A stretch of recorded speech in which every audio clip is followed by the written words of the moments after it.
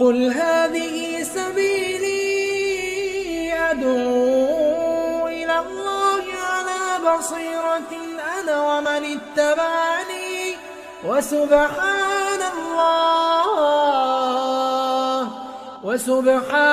الله وما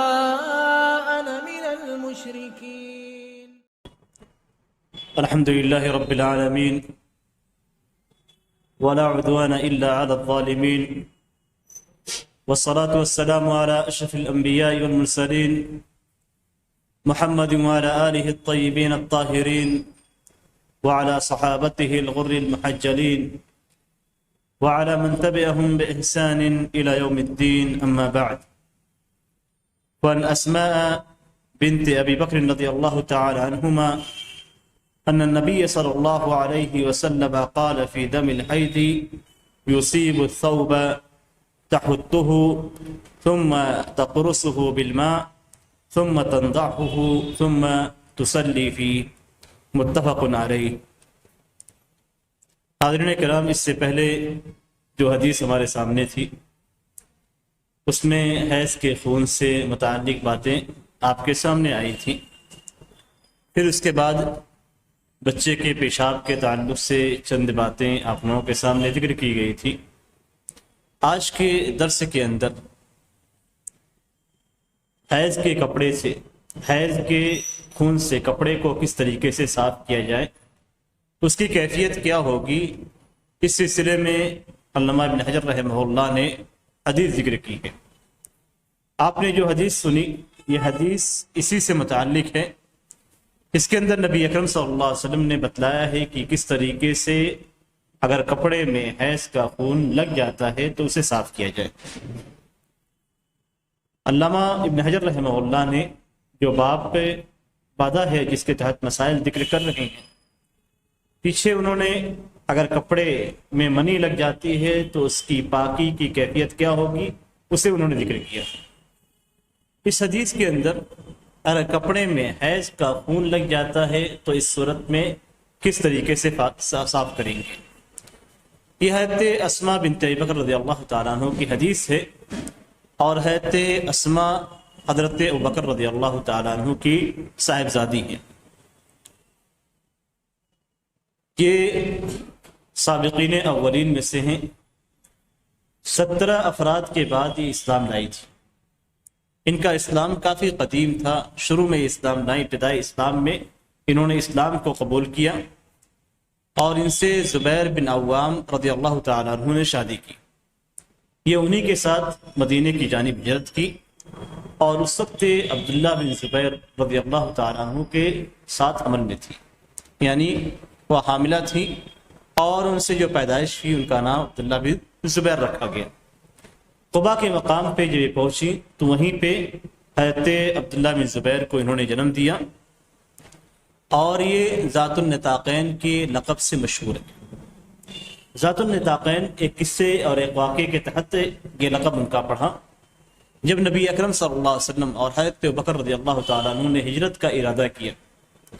تو ان کے لیے توشے تیار کیے گئے، مشکیزیں تیار کیے گئے. تو ایک کپڑے میں، اس دور میں پچھلے زمانے میں ایک کپڑے کے اندر توشہ رکھ دیا جاتا تھا اور اس کو باندھ دیا جاتا تھا. اسی طریقے سے مشکیزہ رہتا تھا، اس میں پانی بھرا جاتا تھا اور مشکیزے کے منہ کو باندھ دیا جاتا تھا. تو جب باندھنے کی باری آئی، توشہ رکھنے کے بعد، پانی بھرنے کے بعد جب باندھنے کی باری آئی تو کوئی ایسی چیز نہیں مل رہی تھی جس سے ان دونوں چیزوں کو باندھا جائے، مشکیزے کے منہ کو باندھا جائے اور توشے کو باندھا جائے. تو حضرت اسماء رضی اللہ تعالیٰ عنہ نے حضرت ابوبکر رضی اللہ تعالیٰ عنہ سے کہا کہ گھر میں کوئی ایسی چیز نظر نہیں آ رہی ہے جس سے ان دونوں چیزوں کو باندھا جائے، صرف میرے پاس پٹکا ہے. عرب کی عورتیں کمر میں ایک پٹکا، ایک کپڑا باندھے رہتی تھی، اسے پٹکے کے نام سے جانا جاتا تھا. تو صرف یہ پٹکا میرا ایک ہے. تو حضرت بکر رضی اللہ تعالیٰ عنہ نے کہا کہ اس پٹکے کو 2 حصے میں پھاڑ دو، اور ایک سے توشہ باندھ دیا گیا اور ایک سے مشکیزہ باندھ دیا گیا. اس طریقے سے ان کا نام ذات النطاقین پڑا، یعنی 2 پٹکے والیاں. ان کے بیٹے حضرت عبداللہ بن زبیر رضی اللہ تعالیٰ عنہ مشہور صحابی ہیں. اور انہوں نے مکے کے اندر خلافت سنبھالی. اس وقت تک یہ زندہ تھی اور انہی کی حیات میں ان کے بیٹے حضرت عبداللہ بن زبیر رضی اللہ تعالیٰ عنہ کی شہادت کا واقعہ پیش آیا، اور اس کے بعد کچھ دنوں تک یہ زندہ رہیں اور پھر وفات پا گئی. ان کے تعلق سے جو تاریخ لکھنے والے ہیں انہوں نے کہا کہ ان کی عمر 100 سال کے قریب پہنچ چکی تھی، 100 سال کے قریب پہنچ چکی تھی، لیکن ان کا کوئی دانت نہیں گرا تھا. 100 سال کی عمر ہو گئی لیکن دانت نہیں گرا، اور نہ ہی ان کے عقل میں کسی بھی قسم کا کوئی اثر پایا ہے. عام طور سے جب آدمی بوڑھا ہو جاتا ہے تو اس کے دانت گر جاتے ہیں اور اس کی عقل بسا اوقات کام نہیں کرتی، لیکن حضرت اسماء رضی اللہ تعالیٰ عنہ کا دانت بھی محفوظ رہا اور اللہ تبارک تعالیٰ نے ان کی عقل کو بھی محفوظ رکھا. آئیے ایک نظر دیکھتے ہیں حدیث کے الفاظ پہ. حدیث کے اندر حضرت اسماء بنت ابی بکر رضی اللہ تعالیٰ عنہ سے مروی ہے کہ نبی اکرم صلی اللہ علیہ وسلم نے فرمایا حیض کے خون کے تعلق سے جو کپڑے کو لگ جاتا ہے تحتہ کرس جاتا ہے. دوسرے الفاظ میں ہے فحکی ہی، دوسری روایتوں میں ہے فحکی یعنی اسے خرش دینا. اگر کپڑے کو لگ جاتا ہے اور سوکھ جاتا ہے تو ایسی صورت میں اسے خرچا جائے گا. اور خرچنا عام طور سے کسی چیز سے ہوتا ہے، لکڑی ہے یا پتھر ہے یا انگلی اور ناخن کے ذریعے سے. تو یہاں پہ حدیث کے اندر ہے کہ پہلے اسے خرچا جائے گا. ثم تقرصه بالماء، پھر اسے پانی ڈال کر رگڑا جائے گا. تقرصو کا معنی ہوتا ہے کہ انگلیوں کے بیچ میں لے کے اس کو آپ چکوٹی کاٹتے جسے کہتے ہیں، یا اس کو آپ چوٹی جب کاٹتے ہیں تو رگڑنا، دو انگلیوں کے درمیان کسی چیز کو لے کے آپ رگڑیں. جیسے آپ بدن میں دو انگلیوں کے درمیان کسی کے چمڑے کو لے کر رگڑ دیتے ہیں تو اس سے تکلیف پہنچتی ہے، تو یہی قرض سے ہے اصل کاٹنا. اور تو یہ دو انگلیوں کے درمیان یا کسی بھی چیز دو ہاتھ کے ذریعے سے آپ اسے رگڑیں، تو پانی ڈال کر اسے رگڑنا ہے. پھر اس کے بعد تیسری چیز جو حدیث کے اندر بیان کی گئی ہے ثم تنضحہ، پھر آپ اسے پانی ڈال کر دھلیں. تو یہ تین چیزیں ذکر کی گئی ہیں اور یہ ترتیب کے ساتھ ہے. پہلی چیز یہ کہ اسے خرچا جائے گا، دوسری چیز یہ کہ پانی ڈال کر اسے رگڑا جائے گا، اور تیسری چیز یہ کہ پانی ڈال کر اسے دھلا جائے گا. اور اس کی مثال ایسے ہی ہے جیسے آپ کے کپڑے پہ مٹی لگ جاتی ہے مثال کے طور پہ، تو پہلے آپ ناخنوں سے سوکھ جاتی ہے تو جب آپ ناخنوں سے صاف کرتے ہیں، پھر اس کے بعد پانی ڈال کر یا صابن ڈال کر اسے تھوڑا رگڑتے ہیں تاکہ اس کا اثر ختم ہو جائے. پھر اس کے بعد آپ اوپر سے پانی ڈالتے ہیں تو مکمل طور سے اس کے آثار ختم ہو جاتے ہیں. یہی طریقہ تقریباً اس حدیث کے اندر حیض کے خون کی صفائی کے تعلق سے ذکر کیا گیا ہے. ایک دوسری حدیث ہے حضرت عائشہ رضی اللہ تعالیٰ عنہ کی، اور حضرت عائشہ رضی اللہ تعالیٰ عنہ اور حضرت اسماء بنت ابی بکر دونوں کی دونوں بہن ہیں، دونوں کی دونوں حضرت ابوبکر رضی اللہ تعالیٰ عنہ کی اولاد ہیں، ان کی بیٹیاں ہیں. حضرت عائشہ رضی اللہ تعالیٰ عنہ کی حدیث میں ہے کہ ہم میں سے کسی عورت کو جب حیض آتا تھا تو ایسی صورت میں اپنے کپڑے سے خون کو رگڑ کر نکالتی تھی، پھر اس کو دھلتی تھی. اصل میں اس حدیث کے اندر جو لفظ ہے ثم تنضحہ کا جو لفظ ہے، اس کا نضح کا جو لفظ عربی میں استعمال کیا جاتا ہے وہ چھینٹا مارنے کے معنی میں آتا ہے. حقیقت میں جب بولا جاتا ہے نضح کا لفظ تو ایسی صورت میں چھینٹا مارنے کا، جیسا کہ پچھلی حدیث کے اندر آپ نے پڑھا ہے کہ بچے کے پیشاب کو سے چھینٹا مارا جائے گا، تو وہاں پہ نضح کا لفظ ہے، لیکن دوسرا معنی اس کا ہوتا ہے دھلنے کی. تو اب یہاں چھینٹا مارنے کا لفظ ہے یا پھر دھلنے کا مراد دیا گیا ہے. تو دوسری روایت ہے عائشہ رضی اللہ تعالیٰ عنہ کی روایت کے اندر بالکل صراحت ہے کہ اسے دھلا جائے گا. مزید ان کے اندر ہے اس حضرت عائشہ رضی اللہ تعالیٰ عنہ کی روایت میں پھر اس کے بعد پورے کپڑے پہ ہلکا سا چھینٹا مار دیا جائے گا، پھر اس کے اندر نماز پڑھی جائے گی. مؤلف رحمہ اللہ نے جس چیز کو ذکر کیا ہے اور حدیث کے اندر جو بات بتلائی گئی ہے وہ یہ کہ اگر کسی کپڑے کے اندر کسی کپڑے میں حیض کا خون لگ جاتا ہے تو ایسی صورت میں پورا کپڑا دھلنا ضروری ہے، بلکہ جس مقام پہ لگا ہوا ہے اس مقام سے حیض کے خون کو زائل کیا جائے اور باقی کپڑوں پہ ہلکا سا چھیٹا مار لیا جائے، تاکہ اگر شبہات ہیں کہ کہیں پہ چھیٹے پڑ گئے ہوں گے حیض کے خون کے، تو ایسی صورت میں وہ شبہ ختم ہو جائے۔ اس سے حدیث کے اندر اس بات کی بھی دلیل ہے کہ حیض کا خون ناپاک ہے، حیض کا خون پاک نہیں ہے بلکہ ناپاک ہے، اور اسے دھلنا واجب ہے، چاہے وہ تھوڑا ہو یا زیادہ۔ اگر کپڑے میں لگ جاتا ہے تو اگر تھوڑا خون بھی ہے تو ایسی صورت میں اس کا دھلنا واجب ہے، زیادہ ہے تب بھی اس کا دھلنا واجب ہے، اور اس کے ناپاک ہونے پہ علماء کرام کا اتفاق ہے، اس سلسلے میں کسی بھی قسم کا کوئی بھی اختلاف نہیں ہے۔ اس لیے کہ نبی اکرم صلی اللہ علیہ وسلم نے یہاں پہ حیض کے خون کو دھلنے کا حکم دیا ہے، اور اس کے بعد کہا کہ پھر اس میں نماز پڑھی جائے۔ اس کا مطلب یہ ہے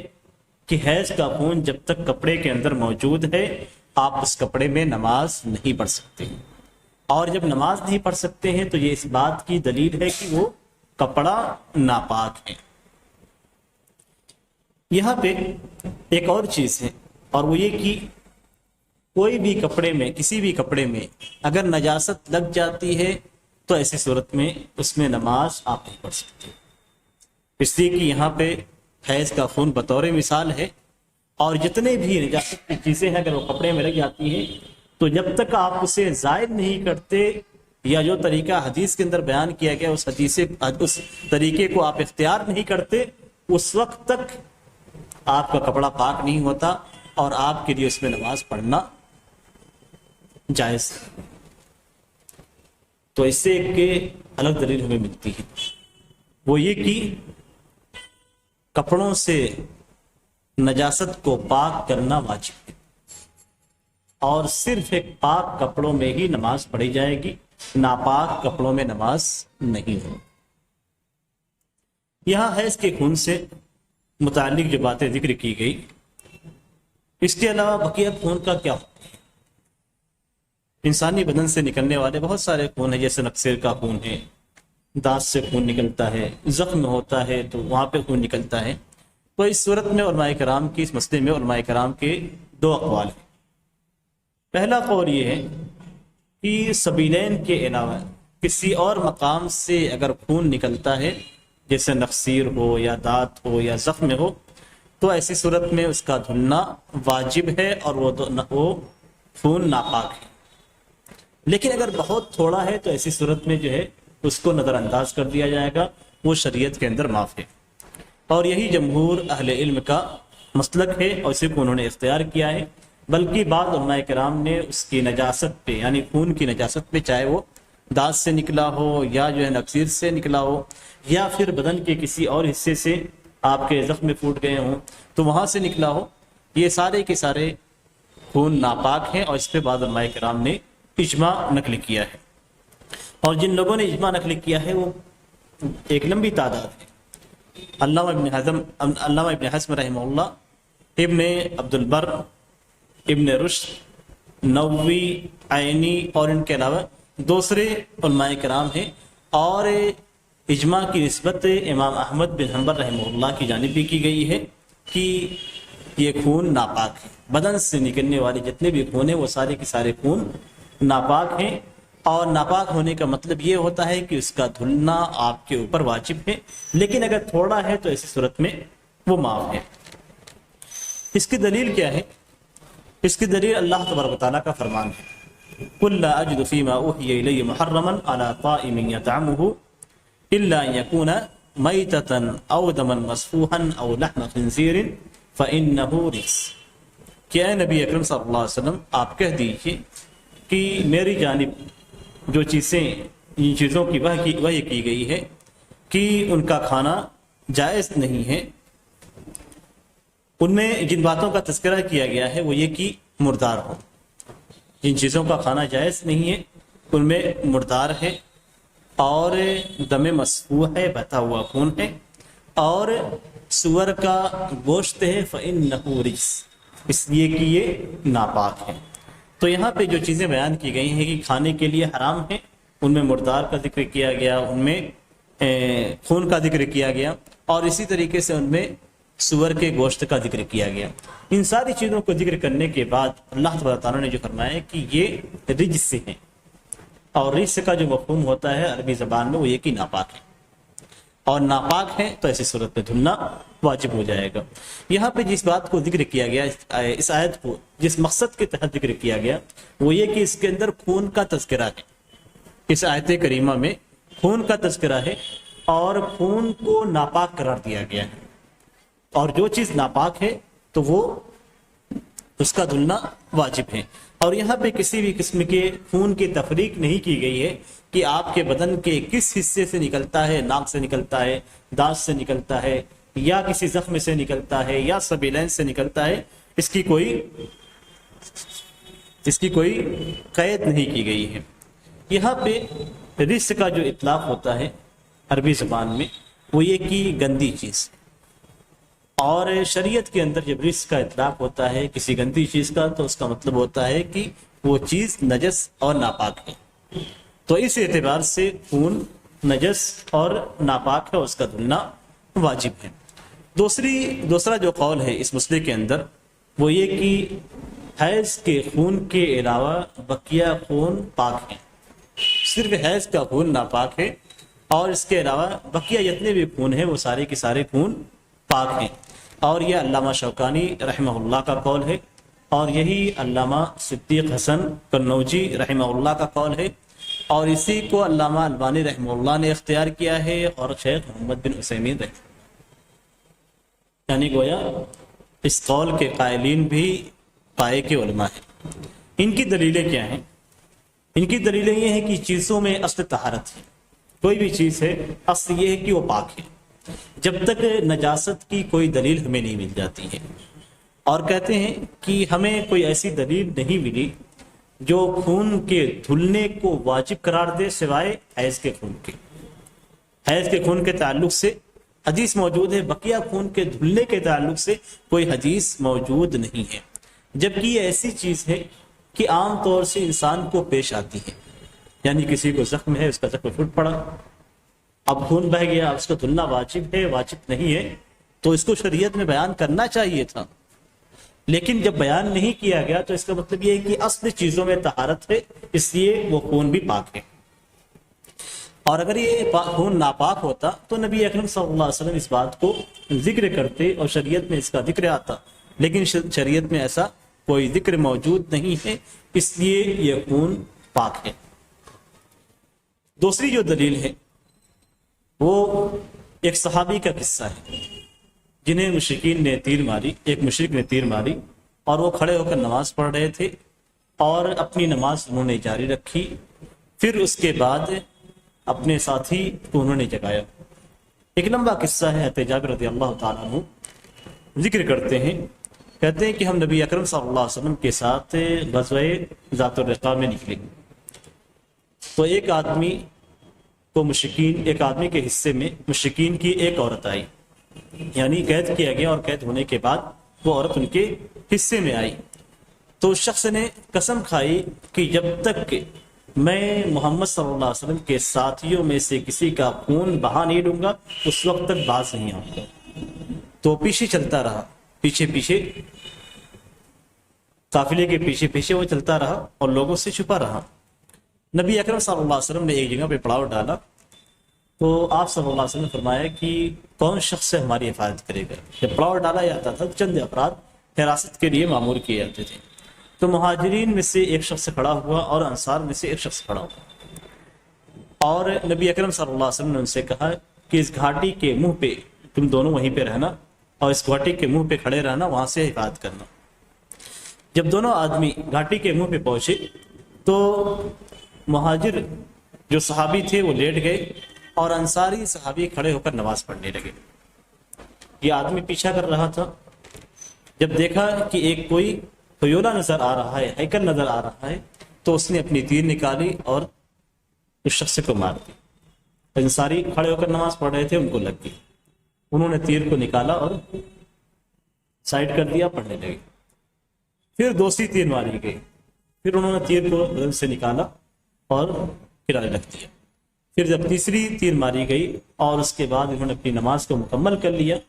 تو اس کے بعد مہاجر جو صحابی تھے ان کو اٹھایا، تو انہوں نے کہا کہ اگر یہ بات تھی تو کم از کم مجھے جگہ دیتے۔ تو انہوں نے کہا کہ میں ایک ایسی سورہ پڑھ رہا تھا کہ مجھے پسند نہیں تھا کہ میں اس سورہ کو کاٹ کر یعنی درمیان سے چھوڑ کر نماز کو مکمل کر لوں اور تمہیں جگہ، یعنی تیر لگتی رہی لیکن سورہ کے اندر سورہ پڑھ رہے تھے اور اسے ختم کیے بغیر ان کو چین حاصل نہیں ہوا۔ اس کے بعد پھر انہوں نے مہاجر صحابی کو جگایا جب نماز ان کی ختم ہو گئی۔ اس پورے قصے کے اندر جس بات کا تذکرہ ہے وہ یہ کہ انہیں 3 تیر لگی، اور جب تیر لگتی ہے ظاہر سی بات ہے وہاں سے خون پھوٹ پڑتا ہے، اور بالخصوص جب آپ تیر نکال دیں گے تو خون وہاں سے نکلنے لگے گا۔ تو اسی حالت میں ان صحابی نے نماز کو ادا کیا۔ تو اگر خون نجس ہوتا، ناپاک ہوتا، تو ایسی صورت میں ان کی نماز باطل ہو جاتی۔ تو کس طریقے سے انہوں نے اسی حالت میں نماز کو مکمل کیا۔ تو یہ صحابی کا قصہ اس بات کی دلیل ہے کہ خون پاک ہے۔ جو لوگ کہتے ہیں کہ خون پاک، ان کی دلیلوں میں سے ایک دلیل یہ بھی ہے۔ کہتے ہیں اس کے علاوہ صحابہ کرام سے کچھ آثار مروی ہیں جن میں اس بات کا تذکرہ ہے کہ یا اس بات کے جس سے بظاہر یہ معلوم ہوتا ہے کہ خون پاک ہے اور خون کا دھلنا واجب نہیں ہے۔ یحییٰ بن جزار کہتے ہیں کہ حضرت عبداللہ بن مسعود رضی اللہ تعالیٰ عنہ نے نماز پڑھی اور ان کے پیٹ پہ ایک پھوڑا تھا اور اس پھوڑے سے پیپ نکل رہی تھی، خون نکل رہا تھا، تو انہوں نے وضو نہیں بنایا اور اپنی نماز کو بھی نہیں لوٹایا۔ نماز کی حالت میں نکل گئی اور اس کے باوجود انہوں نے نماز کو نہیں لوٹایا۔ اور حضرت بکر بن عبداللہ المزنی کہتے ہیں کہ میں نے حضرت عبداللہ بن عمر رضی اللہ تعالیٰ عنہ کو دیکھا کہ انہوں نے ان کے چہرے میں ایک پھنسی نکلی ہوئی تھی، پھنسی کو نچوڑا اور اس سے تھوڑا سا خون نکل گیا، پھر اس خون کو اپنے انگلیوں کے درمیان رگڑ دیا اور نماز پڑھی، وضو نہیں بنایا۔ حضرت عطا بن صائب رضی اللہ تعالی رحمہ اللہ کہتے ہیں کہ میں نے عبداللہ بن ابی اوفا رضی اللہ تعالیٰ عنہ کو دیکھا کہ انہوں نے منہ سے خون تھوکا، پھر نماز پڑھی اور وضو نہیں بنایا۔ کہتے ہیں یہ تمام کے تمام آثار اس بات کی دلیل ہیں کہ خون پاک ہے، اس لیے کہ خون اگر ناپاک ہوتا اور اس کا دھلنا واجب ہوتا تو اس صورت میں صحابہ کرام نماز نہ پڑھتے۔ یہ دلیلیں بظاہر بہت قوی نظر آتی ہیں، لیکن اس کے باوجود جو پہلے قول کی دلیل ہے ان دلیلوں پہ بھی اعتراض کیا گیا۔ پہلی دلیل پہ جو دلیل تھی وہ یہ کہ آیت کریمہ کے اندر ذکر کیا گیا ہے کہ مردار، خون اور اس طریقے سے سور یہ سب قسم ناپاک ہے، رجس کا لفظ استعمال کیا گیا۔ کہتے ہیں کہ رجس کا لفظ سے نجاست کے لیے نہیں ہے، ضروری نہیں ہے کہ کوئی بھی چیز اگر حرام ہے،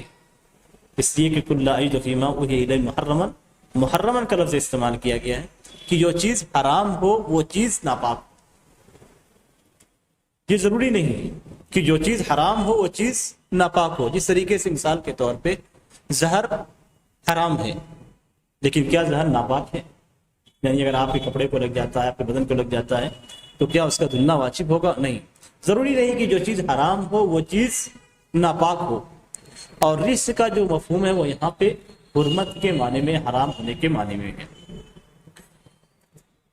اب اس کے بعد جو چیزیں باقی بچتی ہیں وہ یہ کہ ایک طرف علماء کرام نے اجماع کو نقل کیا ہے اور دوسری طرف صحابہ کرام کے آثار موجود ہیں جو اس بات کی دلیل ہے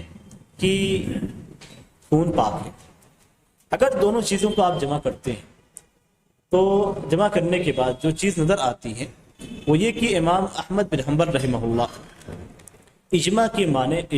معاملے میں بہت زیادہ سخت واقع ہوئے ہیں۔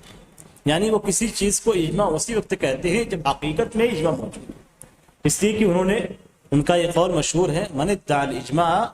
فهو کاذب، کہ اگر کوئی شخص اجماع کا دعویٰ کرتا ہے تو جھوٹا ہے۔ یہاں تک وہ کہتے ہیں یعنی ان افراد میں سے ہیں جو تشدد اختیار کرتے ہیں اجماع کے معاملے میں۔ اس کے باوجود شیخ الاسلام ابن تیمیہ رحمہ اللہ نے حضرت امام احمد بن حنبل رحمہ اللہ سے اس سلسلے میں اجماع نقل کیا کہ انہیں اس بارے میں کسی اختلاف کا علم نہیں ہے۔ تو اس سے دلیل ملتی ہے کہ اجماع کا پہلو زیادہ قوی ہے۔ اب یہ جو دلیلیں ذکر کی گئی ہیں ان دلیلوں میں کو اگر آپ لیتے ہیں، جو دلیلیں ذکر کی گئی ہیں کہ اشیاء میں اصل طہارت ہے جب تک کہ کوئی دلیل موجود نہ ہو، تو ایسی صورت میں دلیلیں موجود ہے اور وہ قرآنی آیت ہے قُلْ لَا أَجِدُ فِي مَا أُوحِيَ إِلَيَّ مُحَرَّمًا عَلَىٰ طَاعِمٍ يَطْعَمُهُ إِلَّا أَن يَكُونَ مَيْتَةً أَوْ دَمًا مَسْفُوحًا أَوْ لَحْمَ خِنزِيرٍ فَإِنَّهُ رِجْسٌ۔ یہ دلیل ہے اس بات کی خون نجس ہے، تو ایسی صورت میں دوسرے قول کی پہلی دلیل رد ہو جاتی ہے۔ جہاں تک کہ صحابی کے قصے کا واقعہ ہے، صحابی کا جو قصہ ہے اور واقعہ ہے، اس کے تعلق سے علماء کرام نے جواب دیا ہے کہ اگر حالت نماز میں اس طرح کا واقعہ پیش آتا ہے تو ایسی صورت میں آدمی اپنی نماز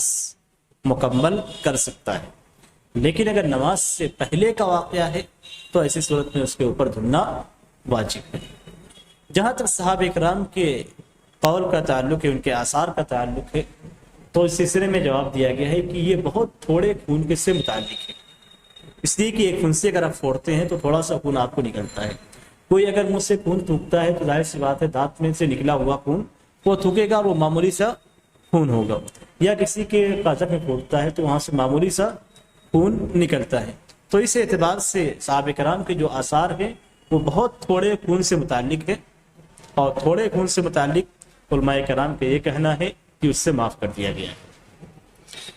تو دونوں قول کو رکھنے کے بعد جو چیز راجح نظر آتی ہے وہ یہ کہ خون ناپاک ہے، اس کا دھلنا واجب ہے، اور اسی میں احتیاط بھی ہے، اور اسی کو اختیار کرنے میں آپ کا دل بھی مطمئن ہو جائے گا، اس لیے کہ اگر خون لگا ہوا ہے اور آپ نماز پڑھتے ہیں تو آپ کے ذہن میں بار بار دوسرا قول آتا رہے گا کہ ہو سکتا ہے کہ یہ خون جو میرے اوپر لگا ہوا یہ ناپاک ہو اور میری نماز باطل ہو رہی ہو۔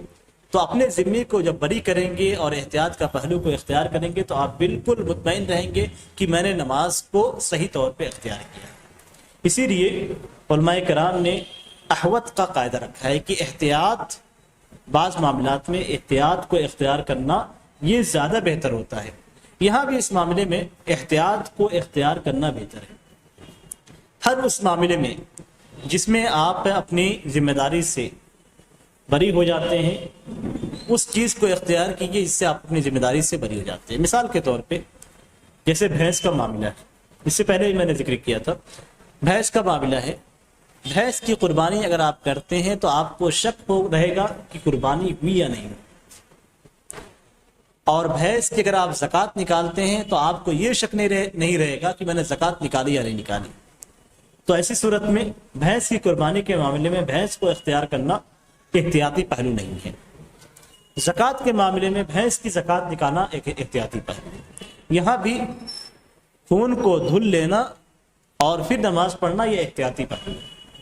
تو جہاں بھی احتیاطی پہلو علماء کرام کا اختلاف ہو اور اختلاف میں شدت ہو، یعنی کہنے کے مفہوم یہ کہ دونوں طرف کی دلیلیں قوی ہوں، جیسا کہ آپ نے دیکھا کہ دوسرے قول کے قائلین جو کہتے ہیں کہ خون پاک ہے وہ بھی پائے کے علماء کرام ہیں، علامہ شوکانی ہیں، صدیق حسن قنوجی ہیں،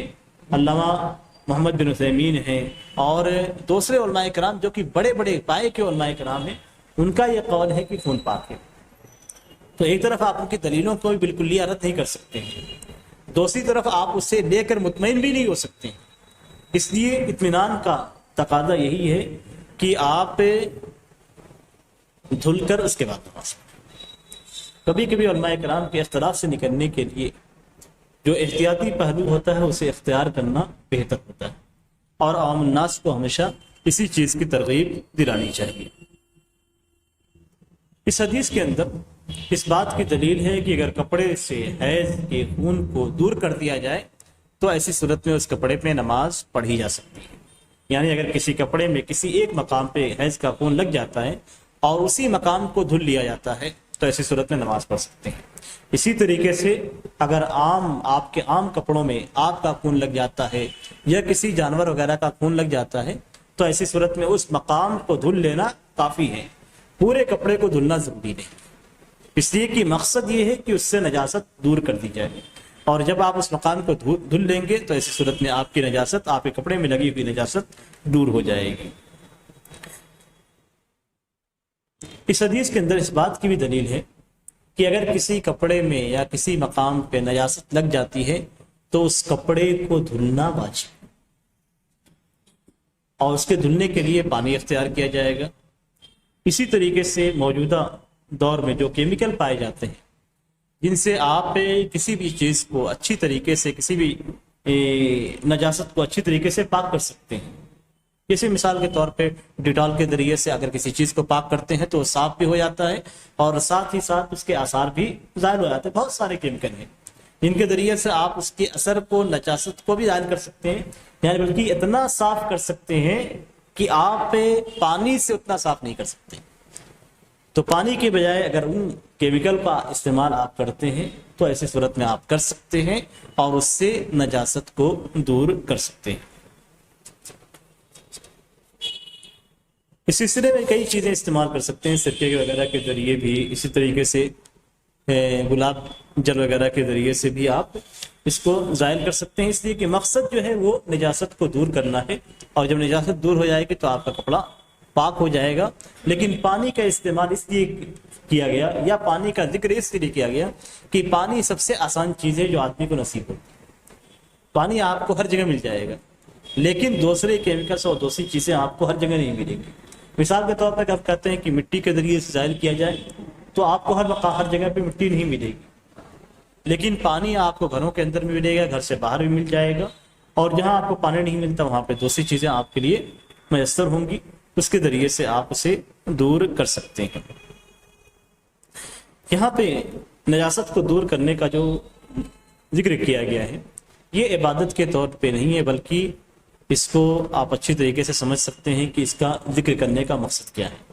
ذکر کرنے کا مقصد یہ ہے کہ آدمی کا کپڑا پاک ہو، اور کپڑا پاک ہونے کے بعد پھر اس میں نماز پڑھے، اور اسی کا ذکر اللہ تعالیٰ نے قرآن مجید کے اندر بھی ذکر کیا ہے۔ اس کا تذکرہ کرتے ہوئے فرمایا وَرَبُّكَ فَكَبِّرْ، اس سے پہلے کہا وَثِيَابَكَ فَطَهِّرْ، اپنے رب کے لیے اللہ اکبر کہو یا اپنے رب کی تکبیر بیان کرو۔ اس سے پہلے کہا گیا کہ اپنے کپڑے کو پاک کرو، گویا نماز پڑھنے سے پہلے، اللہ اکبر کہنے سے پہلے ہمیں اپنے کپڑوں کو پاک کرنا ضروری ہے۔ اسی سے متعلق ایک دوسری حدیث ہے حضرت ابو ہریرہ رضی اللہ تعالیٰ عنہ کی، عن ابی ہریرہ رضی اللہ تعالیٰ عنہ قال قالت خولہ یا رسول اللہ فإن لم يذهب الدم قال يكفيك الماء ولا يضرك أثره، اخرجہ الترمذی وسندہ ضعیف۔ حضرت ابو ہریرہ رضی اللہ تعالیٰ عنہ سے مروی ہے، وہ کہتے ہیں کہ حضرت خولہ نے کہا اے اللہ کے رسول، اگر خون نہ جائے، یعنی دھلنے کے باوجود جو طریقہ بیان کیا گیا ہے اس طریقے کو اختیار کرنے کے باوجود خون نہ جائے تو نبی اکرم صلی اللہ علیہ وسلم نے فرمایا کہ پانی کافی ہے، اور جو اثر باقی رہ گیا ہے، خون کے جو آثار رہ گئے ہیں، اس سے کوئی فرق نہیں پڑتا۔ اسے امام ترمذی رحمہ اللہ نے ذکر کیا ہے، اور اس کی سند ضعیف ہے، اور اس کے اندر ابن لہیہ ہے جن کے تعلق سے علماء کرام نے کلام کیا ہے، اور ان کی وجہ سے اس حدیث کو ضعیف قرار دیا گیا ہے۔ لیکن بعض علماء کرام نے ابن لہیہ کے حالات کو دیکھتے ہوئے یہ کہا ہے کہ اس حدیث کی جو سند ہے، سند میں جو راوی ہیں ابن لہیہ سے روایت کرنے والے،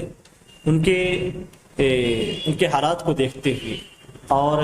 بسا اوقات ایسا ہوتا ہے راوی کے اندر کہ راوی کی عمر زیادہ ہونے کی وجہ سے اس کی عقل کے اندر فطور پیدا ہو جاتا ہے، اختلال پیدا ہو جاتا ہے، خلل پیدا ہو جاتا ہے، تو جو چیزیں اسے یاد رہتی ہیں وہ اس خلل کے بعد ان چیزوں میں گڑبڑی پیدا ہو جاتی ہے، اور اسے صحیح طور سے راوی بیان نہیں کر پاتا ہے۔ تو بسا اوقات ایسا ہوتا ہے کہ ایک شخص نے، مثال کے طور پہ ایک طالب علم نے تو اپنے شیخ سے اس خلل کے واقع ہونے سے پہلے سنا، اور دوسرے نے بعد میں سنا۔ اب جنہوں نے بعد میں سنا ان کی روایت قبول نہیں کی جائے گی، اس لیے کہ خلل واقع ہو چکا ہے، اور خلل ہونے کے بعد محدثین کے نزدیک احتیاط کا پہلو یہ ہے کہ اس طرح کی احادیث کو ضعیف قرار دیا جاتا ہے۔ لیکن خلل واقع ہونے سے